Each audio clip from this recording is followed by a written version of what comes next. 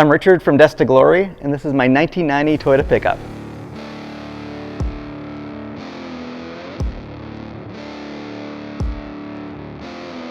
My wife Ashley and I are planning to drive around the world in this plucky little thing, but we just have one last thing to do, and that's install a Long Range America 125-liter fuel tank.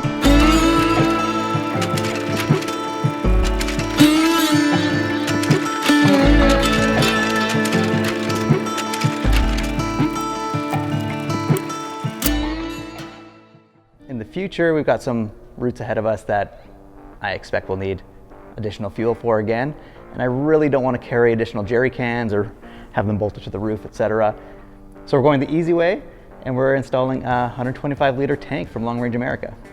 It comes with a full array of brass fittings and hoses. We're going to fit them to the tank first, get that ready to go before we start pulling anything out of the red truck. The instructions that come in the tank lay out exactly where each of these fittings and each of the hoses go and how to lay them out. Hydrate, step 1. Dehydrate, step 2.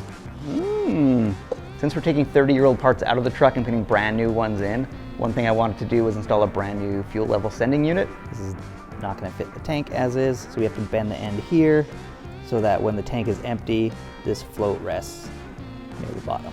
And then when it's up and full, it rests at the top. Do my best here. We made one bend here, and then bent one of the original bends back so that this is currently when the float is at the bottom and then at the top. Our range should be something like 800 kilometers with this, so I'll just continue doing what I'm doing. No matter how accurate this is, I always just reset the odometer or the trip meter and just keep track of what kind of range I'm getting in different scenarios. So in part of the instructions, they note where all the bolts go. So all of these M8 bolts go on each side of the tank, but then we also have a few brass fittings. They actually pre-cut all of these hoses to the right length. We go ahead and put these in the tank as recommended. The first thing I did this morning was pull the drive shaft out, exhaust out, and kind of just make room so that we can start pulling out the old tank, put the new stuff back in. So I got the tank fully prepped. Obviously we got the fuel sending unit done, we got the fuel feed line installed, we got the vent tube installed where it needs to go, and also the fuel return line back here. Everything's labeled so when it gets back in the truck I don't make a mistake. And then I've got the fuel pump essentially ready to go in. Once these are tightened down, we will throw in the tank. I've got a mount here just finalized, but we're good to go. Time for testing.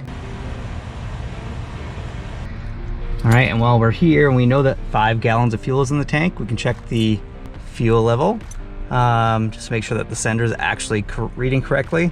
So I know when we're at 1/8 of a tank that we have about 5 gallons of fuel left. We want to run this fuel pump as is without firing up the truck, and because this truck has a circuit opening relay, the fuel pump doesn't run if it isn't cranking or running. So we can just jump the plus B and the fuel pump, FP, which are these two at the end.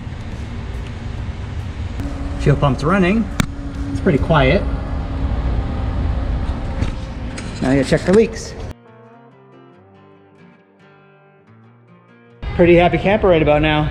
Feels a little early to start the truck with an open header, but it's a good wake-up call.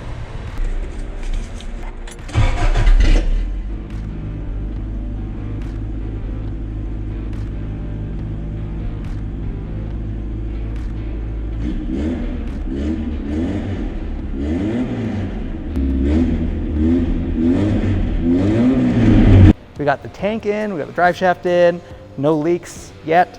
So that means we've got to move on to the exhaust. I picked up this MagnaFlow universal hot rod kit for 2 1/4 inch pipe.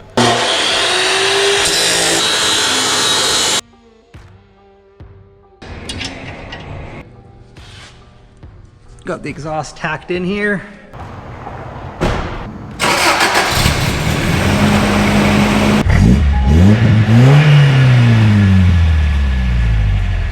A little spicy. I'm just gonna put half a tank of fuel in right now. So I'm happy everything works as it's supposed to.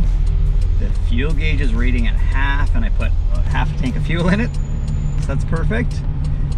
Next thing to do is actually get this thing ready to get shipped. It's going out to BC, but it's getting a fresh long block with some LCE performance goodies.